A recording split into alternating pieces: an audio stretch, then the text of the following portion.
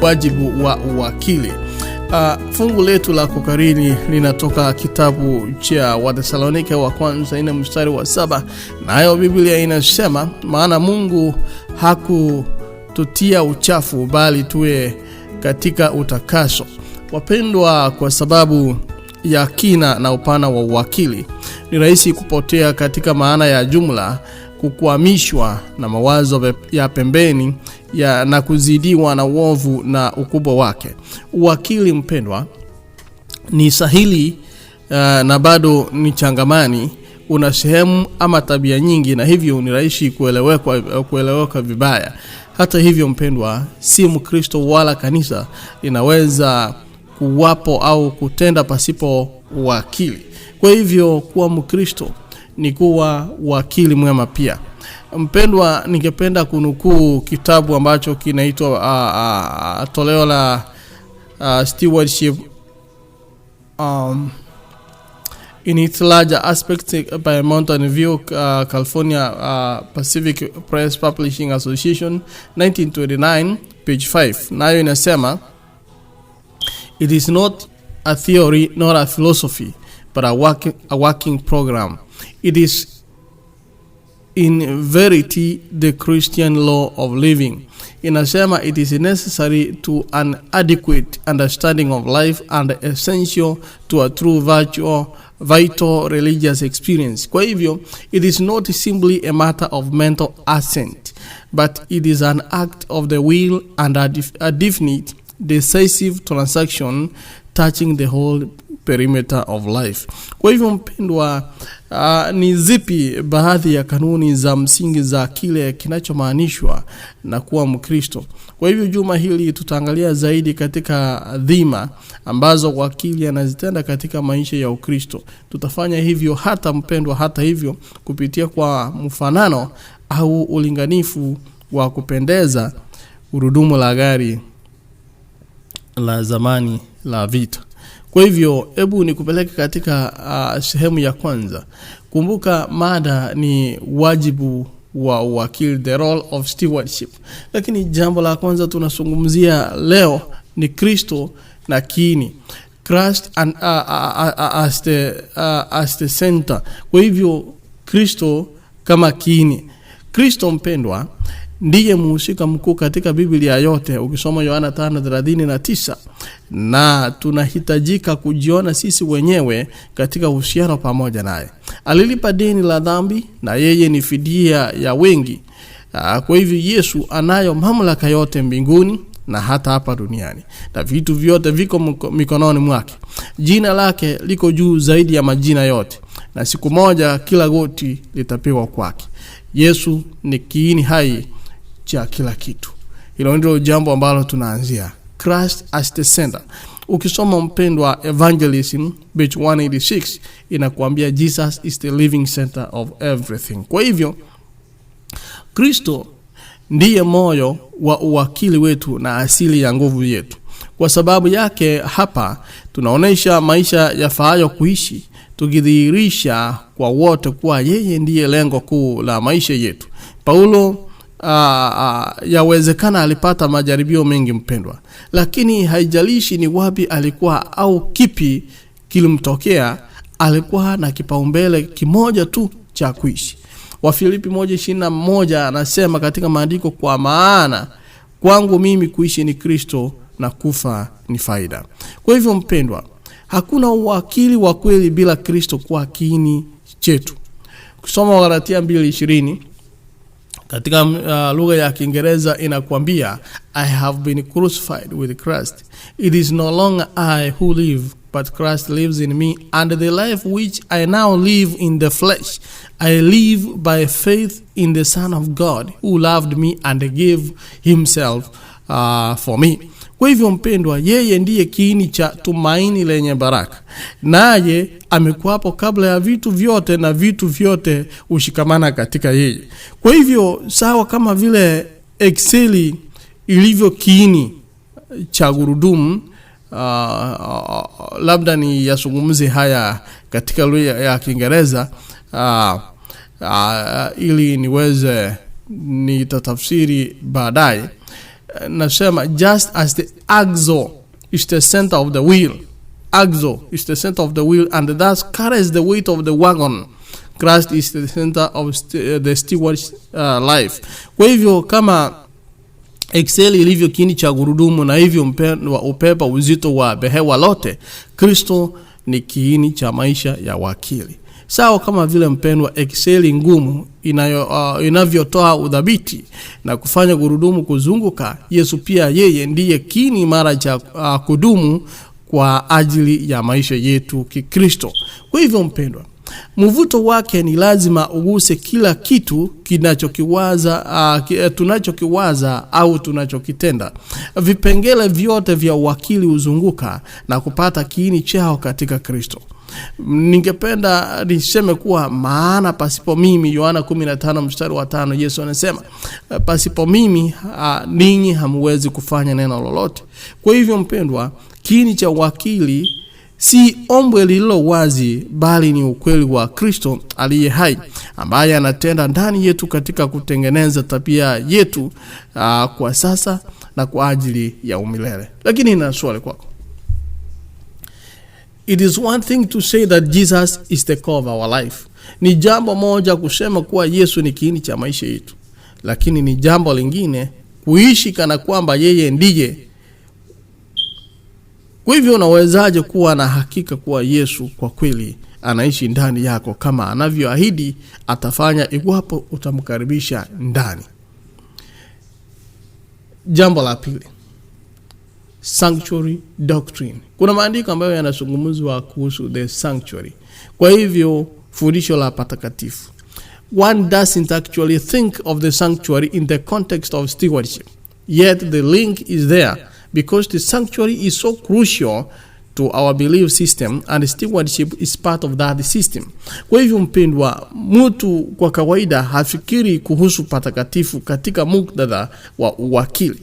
Lakini bado kiungo kipo kwa sababu patakatifu ni muhimu sana kwa mfumo wetu wa imani. Na uwakili ni sehemu ya mfumo huo mpendwa. Dada White katika Evangelism ukurasa 221 anamnukuu akisema kuwa ufahamu sahihi wa huduma ya Kristo katika patakatifu pa mbinguni ndio msingi wa imani yetu. Maana katika lugha ya Kiingereza anasema the correct understanding of the ministration of Christ is the heavenly sanctuary is the foundation of our faith. It is imperative that we understand the role of stewardship in the light of the biblical concept. Kwa hivyo mpendwa, ni muhimu au ni lazima kwamba tufahamu wajibu wa uwakili wetu katika nuru ya dhana hii ya kibibilia. Tunapoangalia kitabu cha Wafalme wa kwanza 7:33, lugha ya Kiingereza inasema the workmanship of the wheels was like the workmanship of a chariot wheel. Their axle pins, their rims, their spokes and their hubs were all of cast bronze. Kwa hivyo inaelezea gurudumu la gari.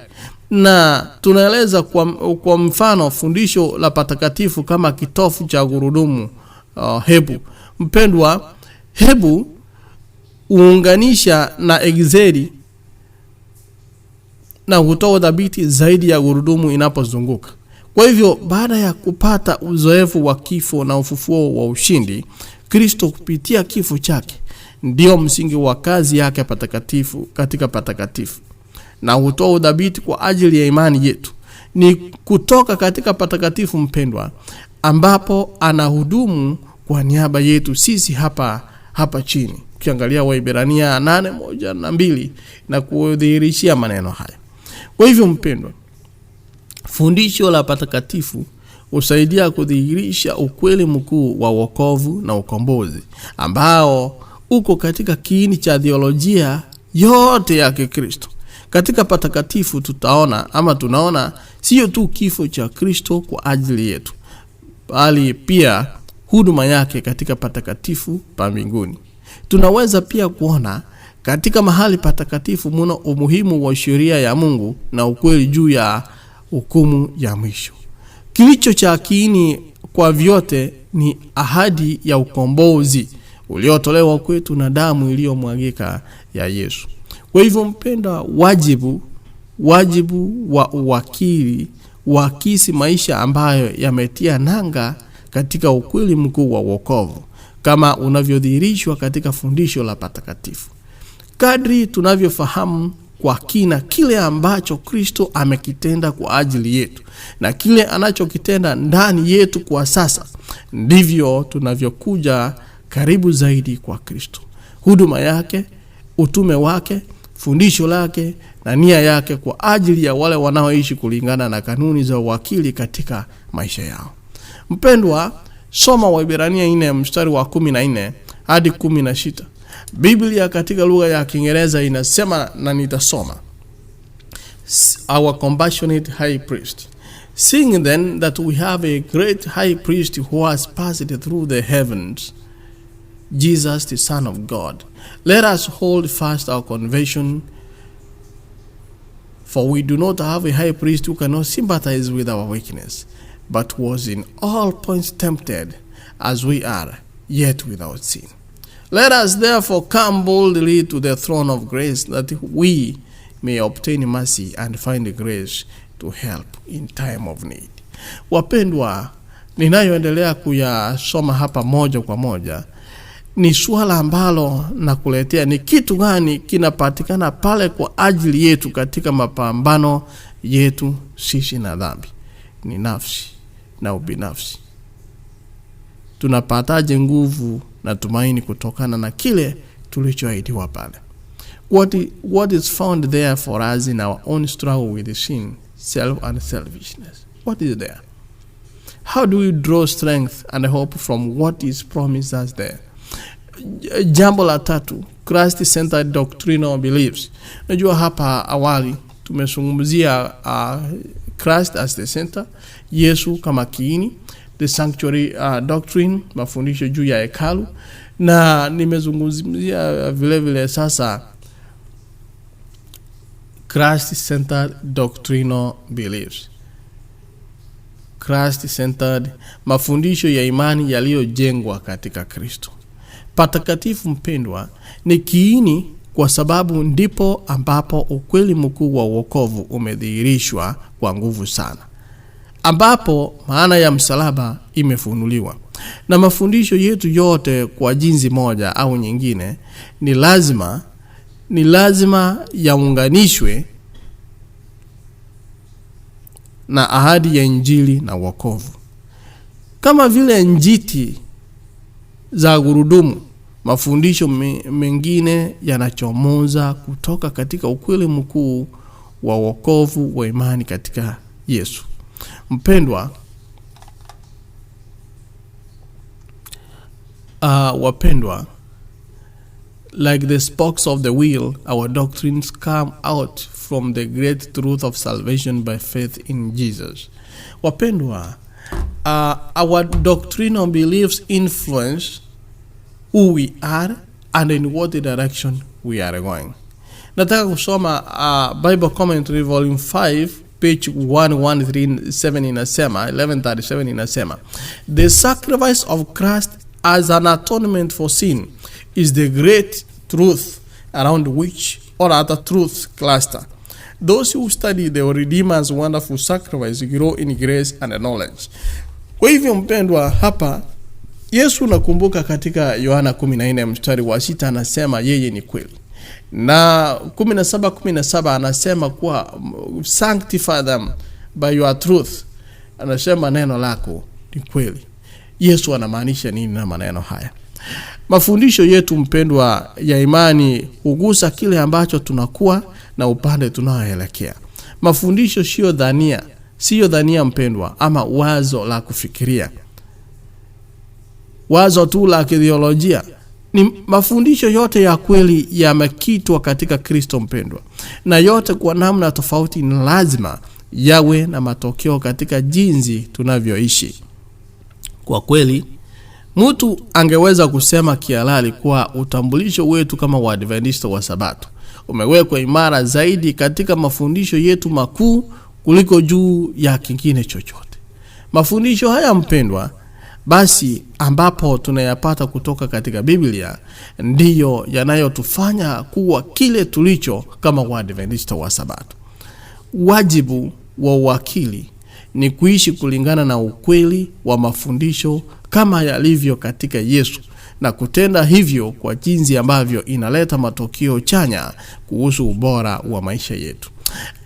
Mpendwa, ikiwa mlisikia mkifundishwa, nataka kusoma Ephesians chapter 4 verses 21 and 24 to 24. Inasema, ikiwa mlisikia mkafundishwa katika yeye kama kweli ilivyo katika Yesu, mvue kwa habari ya mwenendo wa kwanza, utu wa zamani unaoharibika na kuzifuata tamaa zenye kudanganya, na mfanywe wapya katika roho na nia zenu, mkavae utu upya ulioumbwa kwa namna ya Mungu katika haki na utakatifu wa kweli. Wapendwa, katika maandiko haya tunagundua kile kinachomaanishwa na si kufahamu tu kweli, bali pia kuishi. Kuwa wakili sio tu mpendwa kuhusu kuamini mafundisho bila kujali mafundisho hayo ni ya kweli kiasi gani. Ningependa kurudia kuwa mpendwa, kuwa wakili sio tu kuhusu kuamini mafundisho bila kujali mafundisho hayo ni ya kweli kiasi gani. Kuwa wakili humaanisha kuishi kulingana na kweli hizo katika maisha yetu na katika maingiliano yetu na watu wengine. Sehemu nyingine nazungumzia ni ujumbe wa malaika watatu, the three angels message. Only twice as God warned the world of coming catastrophe. Mpendwa, ni mara mbili tu Mungu ameonya kwa ajili ya ajali inayokuja mara mbili tu katika Biblia. Mara moja ilikuwa ni kwa Nuhu, ukienda Mwanzo 6 na Mathayo 24, na nyingine kupitia ujumbe wa malaika watatu katika Ufunuo 14. Jumbe hizi mpendwa uvuta nyuma pazia na kudhihirisha mtazamo wa pekee kwa matukio yajayo ya ulimwengu. Ufahamu wetu mpendwa wa jumbe hizi umekuwa kwa muda mrefu, bali ujumbe pamoja na utume bado ni kuhesabiwa haki kwa imani katika Kristo. Ujumbe wa malaika watatu mpendwa kwa kweli. Katika kitabu kinaitwa Evangelism, pages 190, anaandika dada White akisema kuwa the third angel's message in verity. In other words, at the core of our present truth, the message we have been called to proclaim to the world, stand Jesus and his great sacrifice for us. Kwa hivyo mpendwa, kama Waadventista wa Sabato, 2 Corinthians chapter 5 verse 20, waende chapter 6 verses 1 to 4. Utume wetu ni kuwasilisha ukweli wa leo wa jumbe za malaika watatu katika kujiandaa na ujio wa pili wa Kristo. Watu lazima mpendwa waweze kufanya uamuzi kuhusu milele. Wajibu wa uwakili ni upya pamoja na Mungu katika utume. Wapendwa, Testimonies for the Church volume 9 pages 19 inasema, katika maana maalum Waadventista wa Sabato wamewekwa katika ulimwengu kama walinzi na wabeba nuru. Kwao wamekabidhiwa onyo la mwisho kwa ajili ya ulimwengu unaoangamia. Juu yao inang'aa nuru ya ajabu kutoka katika neno la Mungu. Wamepewa kazi yenye umuhimu makini kuliko zote, kutangaza jumbe za malaika wa kwanza, wa pili na watatu. Kwa hivyo hakuna kazi nyingine iliyo na muhimu mkubwa kiasi hicho. Hawapasi kuruhusu kitu kingine chochote kuteka usikivu wao. Wapendwa, maneno haya ningependa ni yarudie katika lugha ya Kiingereza kuwa, to them has been entrusted the last warning of the perishing world. On them is shining wonderful light from the word of God. They have been given wacha ni yasome tena. They have been given, nimeyapata. They have been given a work of the most solemn import, the proclamation of the first, second and third angel's message. There is no other work of so great importance. They are to allow nothing else to absorb their attention. Wapendwa, that rim of a wheel is near to the point of contact to the ground.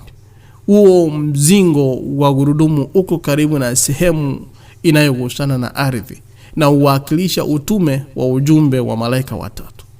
Utume mpendwa wao ni kulinda dhidi ya kukengeuka kitheolojia na hutambulisha wajibu wetu katika matukio ya siku za mwisho. Tunapaswa kuwa mawakili wa ujumbe huu tukiutangaza kwa ulimwengu. Ni rahisi sana mpendwa, kama tunavyofikiri juu ya matukio ya siku za mwisho, kukamatwa katika shughuli ya kuonesha katika chati au kuweka tarehe. Hayo yana kazi yake. Lakini vipi tunapotaka kuhubiri ujumbe huu kwa ulimwengu? Je, tunaweza kuhakikisha kuwa tunamweka Yesu pamoja na kafara yake kwa ajili yetu kuwa mbele na katikati? Wapendwa, it is so easy as we think of the last day events to get caught up in the charts and dates. They have their role, yes, but how? As we seek to preach this message to the world, can we make sure to keep Jesus and his sacrifice for us front and center? Hayo ndiyo tunayazungumzia. Niruhusu nisungumzie jambo la mwisho ili nitamatishe mwongozo wa siku ya leo. Nirudi katika mada ambayo ni uwakili. Stewardship. Christ wants us to live a holy life. Kristo anataka tuishi maisha matakatifu. Maisha yake yanaeleza utakatifu kwa mfano na kile ambacho uwakili bora unapaswa kufanana mpendwa. Tunapaswa kusimamia maisha yetu katika namna ambayo inampendeza Mungu, ikijumuisha jinsi ambavyo tunasimamia vyote ambavyo tumekabidhiwa. Uwakili ni udhihirisho wa utakatifu ule. Kuna jambo linazungumziwa katika 1 Peter chapter 1 verse 15 and 16 kuhusu utakatifu. Si utakatifu, watakatifu, holy, watakatifu. Na Waibrania 12 mstari wa 14 nayo inazungumzia holiness, utakatifu. Kwa hivyo iweni watakatifu inasema, na utakatifu inamaanisha nini? Ni uhusiano upi ulio katika maneno haya mawili na uwakili wetu? Ni jambo la mwisho. Mpendwa, the Romans discovered that the chariot wheel lasted longer if a band of iron was placed around the rim. The craftsman heated the metal to expand it just enough to seep it over the rim. Cold water shrunk it to a tight fit. The band of iron then made the contact with the rod as the wheel turned. Wapendwa, Warumi wanapoendelea kuangalia gurudumu, waligundua kuwa gurudumu la gari lilidumu muda mrefu zaidi iwapo mkanda wa chuma uliwekwa kulizunguka rim. Mafundi stadi walipasha joto mpendwa chuma hiki ili kuupanua kiasi cha kuweza kutelezesha kuzunguka rim. Maji baridi yalifanya inywe kiasi cha kutosha kabisa. Mkanda wa chuma ndipo ulipogusana na njia wakati gurudumu lilipozunguka. Mpendwa, hapa mkanda wa chuma ulio juu ya rimu huweza kuwakilisha dhana ya uwakili. Hiki ni kipindi cha ukweli ambapo maisha yetu ya kiroho mpendwa ugusa kwenye maisha yetu halisi. Maisha yetu ya kiroho na maisha halisi yanakutana na yanagusana. Hiki ndicho kipindi tunazungumzia. Mpendwa, ndipo mahali imani yetu ukutana na kupanda na kushuka katika maisha kupitia katika mafanikio na kushindwa. Ndipo mahali ambapo imani zetu huwa halisi mpendwa katika fujo sisizo na utaratibu za maisha ya kila siku. Uwakili ni kitambaa au kitu cha nje cha kufunika kile tulicho na kile tunachokitenda. Kwa hivyo ni ushuhuda wa mwenendo wetu wa maisha yanayotawaliwa vyema. Matendo yetu ya kila siku ambayo yanamdhihirisha Kristo ni kama ile chuma inayogusa njia kwenye gurudumu. Matendo mpendwa ni yenye nguvu na ni lazima yadhibitiwe au yasimamiwe na msimamo wetu wa Kikristo. Labda niseme kwa Kiingereza kuwa actions are powerful and must be controlled. Must be controlled by our commitment to Christ. We are to live with this assurance and a promise that I can do all things through Christ who strengthens me. Philippians chapter 4 verse 13. Kwa hivyo mpendwa, tunapaswa kuishi kwa uhakika kwamba nayaweza mambo yote katika yeye anitiaye nguvu. Niruhusu nisome ninukuu kitabu cha mwisho, Christ Object Lessons, page 384. Nayo inasema, the sanctification of the soul by the working of the Holy Spirit is the implanting of Christ's nature in humanity. Yani utakaso wa roho kwa utendaji wa Roho Mtakatifu ni uwekaji wa asili ya Kristo katika ubinadamu. Dini ya Injili mpendwa, ni Kristo katika maisha kanuni hai yenye kutenda. Ni neema ya Kristo inayodhihirishwa katika tabia na kuoneshwa katika matendo mema.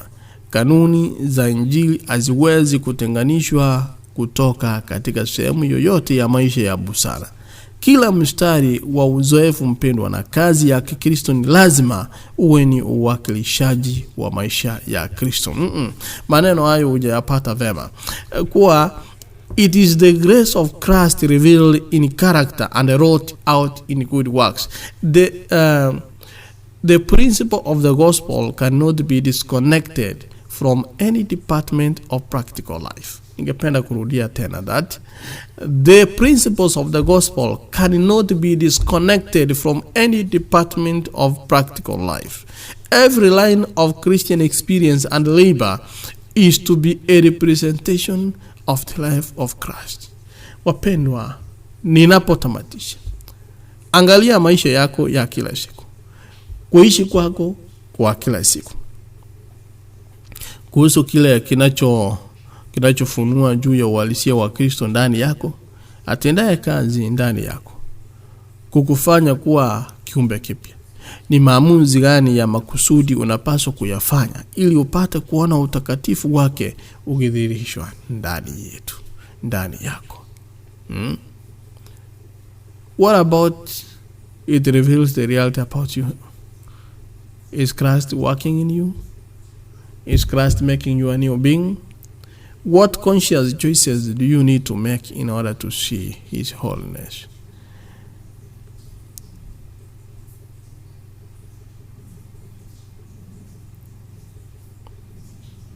Si rahisi kunoa au kupanga chumo upya, wala si rahisi kupanga upya tabia ya mwanadamu. Fikiria uzoefu wa Petro. Alikuwa kila mahali pamoja na Yesu, lakini hakutegemea maneno haya kutoka katika midomo ya Yesu. Luka 22:32 alisema, lakini nimekuombea wewe ili imani yako isitindike, nawe utakapoongoka waimarishe ndugu zako. Si mbali sana mpendwa, baada ya hapo, baada ya Petro kumkana Yesu, Petro alipata badiliko katika maisha yake.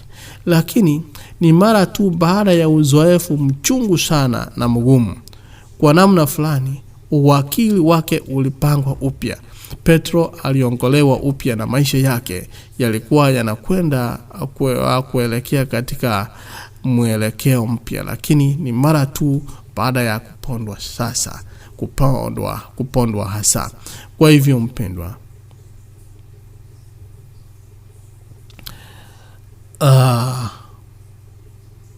tumezungumza juu ya uwakili.